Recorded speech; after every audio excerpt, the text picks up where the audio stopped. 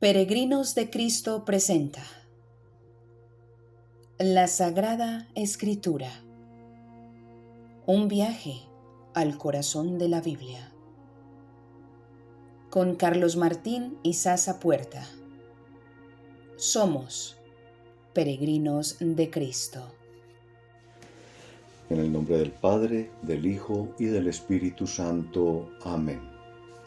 Oh Dios, trajimos dinero de Egipto, pero fracasamos como personas y al parecer no aprendimos nada, pues seguimos en las mismas, arrastrados por nuestras ambiciones y codicias humanas. No te oímos, Señor, o no te queremos oír. Abre nuestros oídos. Amén. Hola, peregrinos de Cristo. Sean todos, como siempre, bienvenidos a nuestro encuentro semanal con la Sagrada Escritura para continuar nuestro viaje al corazón de la Biblia en el Antiguo Testamento. Con ustedes, Carlos Martín y Sasa Puerta, laico defectuosamente al servicio del Señor. Bueno, en nuestro encuentro anterior veíamos el relato sobre la hambruna en Canaán o sobre Abraham en Egipto, como lo quieran llamar. Y empezábamos reflexionando críticamente respecto de por qué Dios llevaría a Abraham a un lugar donde no hay agua ni comida. Si Dios lo único que hace es consentirnos desde la creación cuando nos puso en el centro del paraíso con todo a nuestra disposición. Y concluíamos diciendo que eso es totalmente absurdo y obedece únicamente a un recurso de los escritores sagrados para que observemos que Canaán no fue un destino determinado por Dios. Dios no pone destinos geográficos. Toda su creación es perfecta. Entonces, ¿por qué habría de elegir un lugar a otro? No hay razón.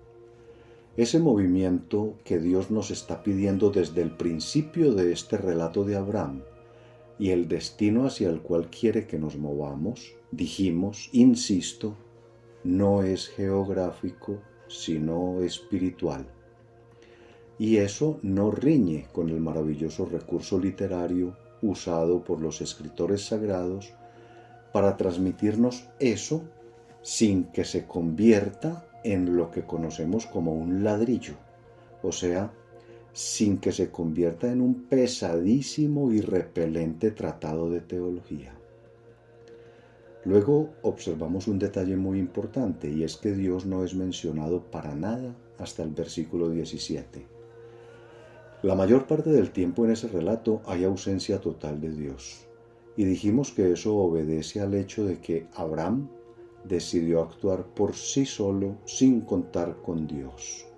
Y advertimos que esa es la raíz de todos los horrorosos desaciertos cometidos por Abraham en aquel episodio. Empezando por el gran error de acudir en busca de ayuda y protección ante una potencia extranjera, lo cual siempre ha sido un tema nefastamente contraproducente, y continuando con el hecho de que por ambición, por egoísmo y por cobardía, terminó incluso instrumentalizando y prostituyendo a su propia esposa Sarai. En lo cual dijimos también que hay otra contradicción, y es el hecho de que la edad de Sarai ya era una edad avanzada, seguramente estaba alrededor de los 70 años o más, lo cual la hace una mujer sin atractivo sexual como para ser objeto de prostitución. De manera que vemos que se van sumando incoherencias y contradicciones que, por supuesto, no son ingenuidad de los escritores ni errores del texto, sino que obedecen, como ya lo hemos dicho tantas veces, justamente a que ellos no pretenden narrar una historia cronológica, sino transmitirnos un mensaje o enseñanza teológica, que por cierto, espero que la estemos aprendiendo y apreciando.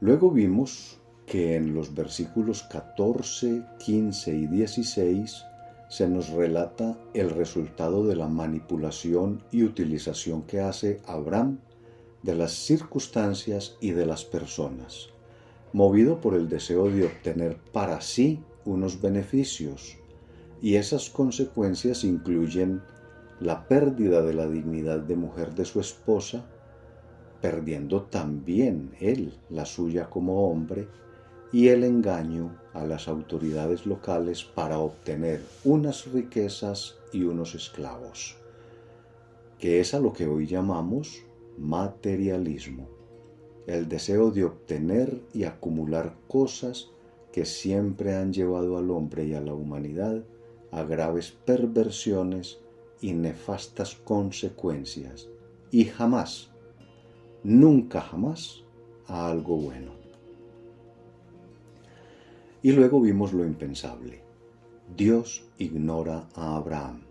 Sí, Dios fue a abrirle los ojos, pero al faraón, para que no cayera en la perdición conducido por el engaño materialista, indignante, explotador, instrumentalizador y codicioso de Abraham.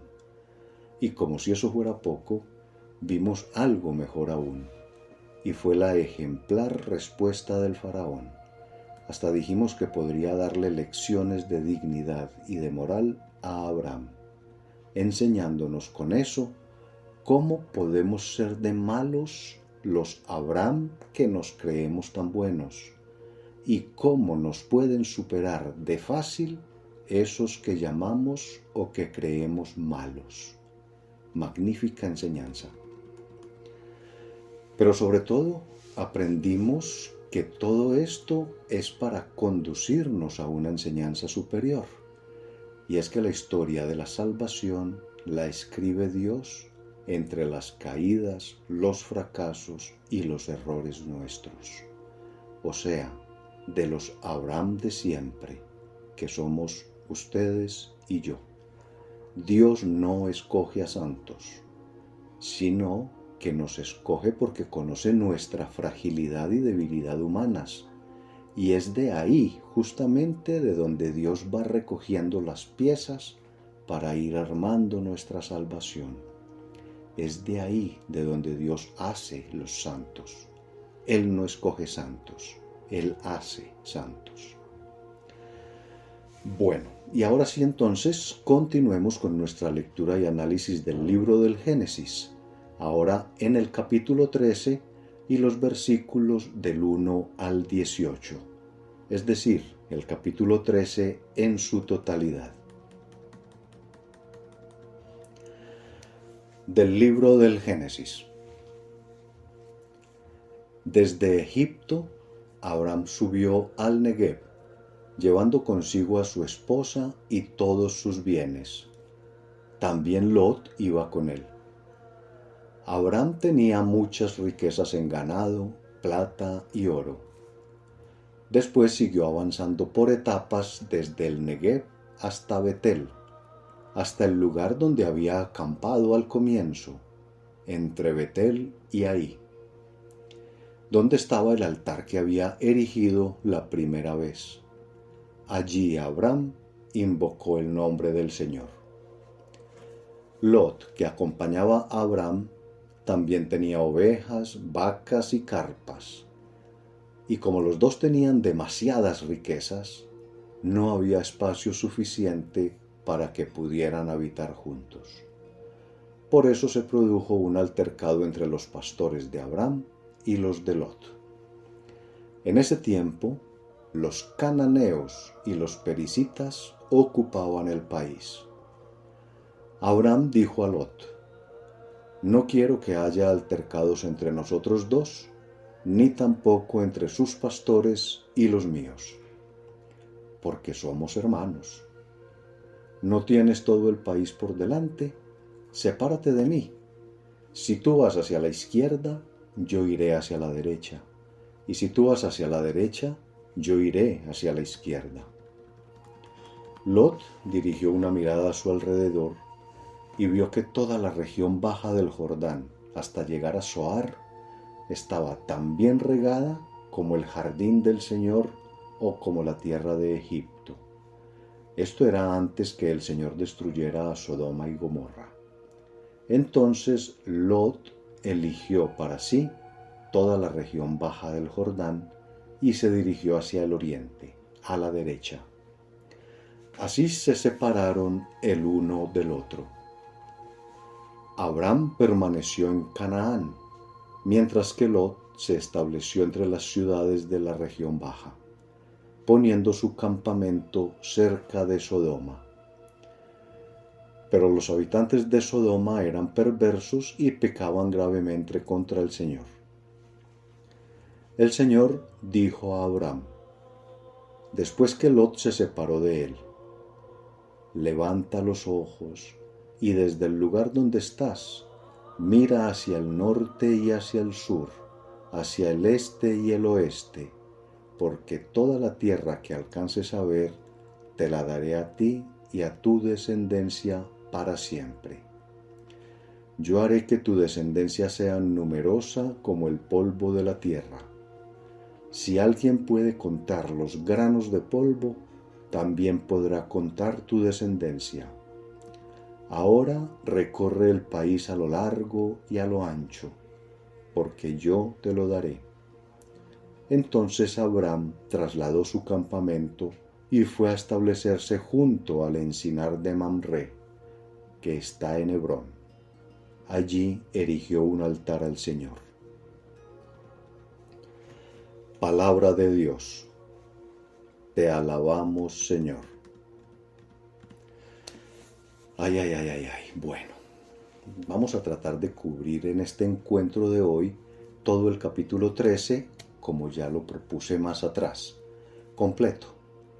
Pues aunque tiene muchos detalles, en esencia nos dice solo dos cosas. En primer lugar, nos habla de dominación, acumulación y expansionismo. Y en segundo lugar, nos habla de la renovación de la aún incomprendida promesa de Dios. Son solo esos dos temas fundamentales los que trata este capítulo 13. Empieza pues el texto diciéndonos que Abraham regresa de Egipto, donde lo dejamos en nuestro encuentro anterior y donde la había embarrado bien embarrada. Espero que lo recuerden. Y aquí nos dicen que volvió a entrar a Canaán por la región del Negev, que ya habíamos dicho que está en la frontera norte de Egipto y por lo tanto al sur de Canaán. Y viene un detalle bien importante y que es transversal a toda la Sagrada Escritura. Este tema no nos abandonará nunca. Dios es muy insistente y claro en este punto, y es que Abraham volvió con todos sus bienes. Ahí está la primera gran debilidad del ser humano, el primer gran enemigo nuestro, el tener, el dinero. Y en el versículo 2, Dios es muy claro y evidente, como que nos quisiera abrir los ojos a la fuerza y nosotros no nos dejamos.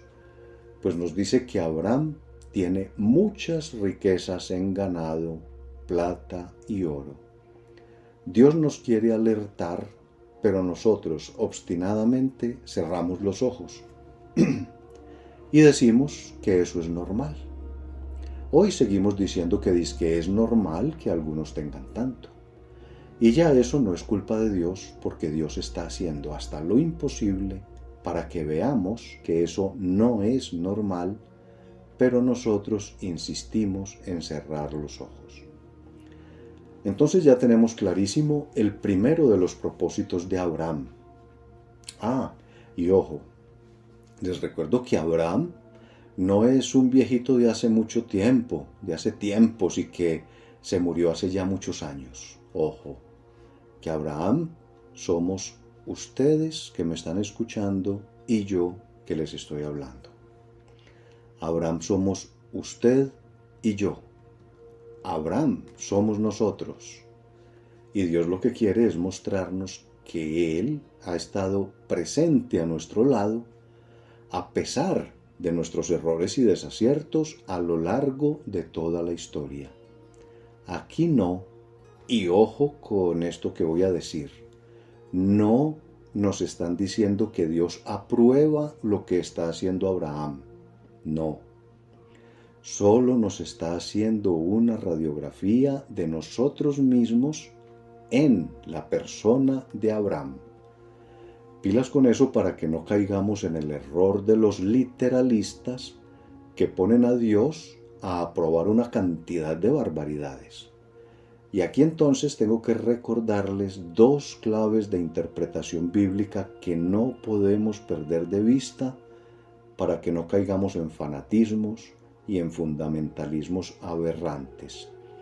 Y esas dos claves son: la primera, que la clara palabra de Dios,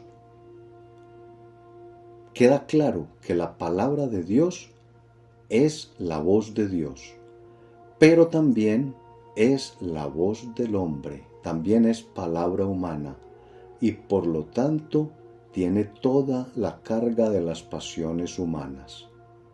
Y la segunda clave es el principio de justicia. Ese principio no lo podemos pasar por alto.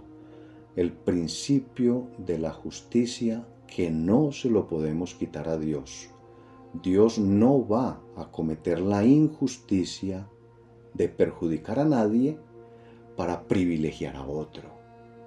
Si perdemos de vista esos dos principios, entonces terminamos convirtiendo la Sagrada Escritura en una caricatura aberrante. Bien, continuemos entonces. Luego nos dice que Abraham siguió avanzando por etapas desde el Negev, que ya dijimos que está en el sur de Canaán, hasta Betel, que está en el norte, en una clara alusión a un recorrido de dominación. Es el recorrido que realiza un colonizador, un conquistador, que quiere someter un territorio y lo refrenda diciendo que llegó hasta el lugar donde está el altar que había levantado la primera vez. Y ya dijimos que levantar altares es para aquellas culturas un signo de posesión y dominio. Haciendo una comparación bastante ordinaria, pero para que todos entendamos, levantar altares es para aquella comunidad como cuando un perro orina en un poste, que está marcando un territorio. Es un ejercicio de poder. Y perdón por lo gráfico y ordinario del ejemplo, pero eso era lo que estaba haciendo Abraham, un recorrido de dominación y sometimiento a su mando de aquel territorio. Insisto, el hecho de que lo haga Abraham no significa que Dios lo apruebe y mucho menos que Dios lo pida, como erróneamente solemos interpretarlo. Dios, a través de sus escritores sagrados, solo nos está diciendo cómo funcionamos todos los Abraham del mundo y que es de ahí, de nuestras imperfecciones, de donde Él toma el material imperfecto para transformarnos. Y luego el versículo 4 termina con una de las muestras claras de la presencia de la mano humana en la Sagrada Escritura, y es que le transferimos a Dios la responsabilidad de nuestras pasiones. Pues dice que Abraham invoca el nombre de Dios, como si Dios aprobara y bendijera las ambiciones y codicias por acumular riquezas y poder por parte de Abraham, o sea, de nosotros. Y no es un error de los escritores sagrados, no. Es que así somos. Nos autojustificamos. Llamamos carranchil a la plaga de los demás. Pero en cambio lo nuestro es apenas un leve brote alérgico involuntario y pasajero y adquirido por servir a los demás. Espero estar siendo claro y que no les molesten los ejemplos un poco ordinarios. Pero continuemos. Y lo que viene refuerza lo ya dicho, pues resulta que Lot, el sobrino de Abraham, Nos dice el texto que también se había hecho enormemente rico. Y ojo con la tal disque teología de la prosperidad, que además es una herejía. Dios no aprueba la acumulación de riquezas. Dios sabe que solo se pueden acumular riquezas pasando por encima de los demás. Y eso jamás lo va a aprobar Dios. Recuerden el principio de justicia, que no lo podemos separar nunca de Dios. Y estos textos, si no los sabemos interpretar, nos pueden llevar a esos graves errores. Solamente preguntémonos lo siguiente. ¿Por qué unos extranjeros tuvieron una prosperidad tan vertiginosa y abundante en donde nadie la había tenido? ¿Será que Dios había creado ahí personas defectuosas, inferiores o incapaces? ¿No se les parece mucho a lo que vemos hoy por hoy, cuando grandes capitales llegan a acaparar tierras, a obtener concesiones mineras, a imponer tratados de libre comercio, a hacer manipular leyes laborales, pensionales, prestacionales, etcétera? Repito, ¿no se les parece mucho a eso? Es que la palabra de Dios no nos quiere enseñar el pasado, sino iluminarnos el presente. Entonces lo que viene a continuación es la reconfirmación de la imposición sobre aquel territorio y aquella comunidad, y con un agravante adicional, que es la expansión. Pues ahora resulta que ya no cabemos en la tierra, ya nos quedó chiquita, ya no hay espacio suficiente para nuestras ínfulas de grandeza, riqueza y poder. Y esa dominación que al principio de este capítulo 13 empezó de sur a norte, simbólicamente, ahora ya se extiende de oriente a occidente también, a derecha e izquierda, repartida entre Abraham y su sobrino Lot. Que dicho sea de paso, Lot, que más adelante vamos a ver, era un gran vividor, Pues aquí elige egoístamente y a su entero beneficio aquellas tierras que consideró que eran mucho mejores. Sin embargo, nos dice el texto que los habitantes de esa tierra eran muy pecadores. ¿Cómo les parece? Lot, bien ventajoso como lo acabamos de ver al momento de escoger egoístamente su tierra, además de ejecutante de sometimiento y acumulador de riquezas y poder, ahora está juzgando a los demás. ¿Cómo se parece de bastante ese Lot a nosotros? ¿No les parece? Como cuando vamos, por ejemplo, en la fila de la comunión y vemos que también va alguien que sabemos que tiene una vida, digamos, irregular. Y ya estamos pensando y hasta diciendo que cómo es posible que esa persona vaya a comulgar. Pero en cambio no nos miramos a nosotros mismos, que seguramente tenemos muchas sombras y muchas oscuridades. Somos igualiticos a Lot, que le pareció que la gente de allá era muy pecadora, pero él no se miró a sí mismo. ¿Se sienten identificados? No tienen que decirlo, solo respóndanse honestamente a ustedes mismos y yo me responderé a mí mismo. Bueno, y a partir del versículo 14, Dios reaparece. ¿Sí se habían dado cuenta que Dios a lo largo de estas historias ha estado como muy perdido, como muy ausente?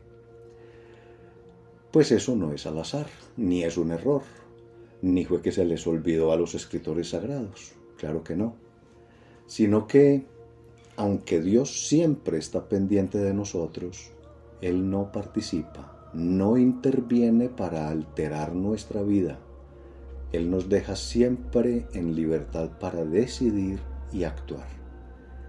Y cuando nos habla, lamentablemente muchas veces no le entendemos o le entendemos al revés, según nuestras conveniencias. Y es lo que sucede aquí en esta parte del relato. La promesa de Dios es correcta, pero nuestra interpretación es incorrecta. Nuestra interpretación la hacemos de acuerdo a nuestros egoístas intereses que no corresponden a la justiciera intención de Dios. Pues toda la tierra, eso es lo que significa norte, sur, oriente y occidente, la totalidad sí es para Abraham y su descendencia, o sea, para todos los Abraham de siempre, incluidos ustedes y yo, pero no como propiedad privada, que es como lo quieren interpretar algunos, ni como un país, ni como una nacionalidad, ni como una religión. Pues esa es la forma errónea como se interpreta, repito, y además echándole la culpa a Dios de semejante injusticia. Pues no, ¿cómo les parece que no? Toda la tierra no es para el beneficio de unos privilegiados.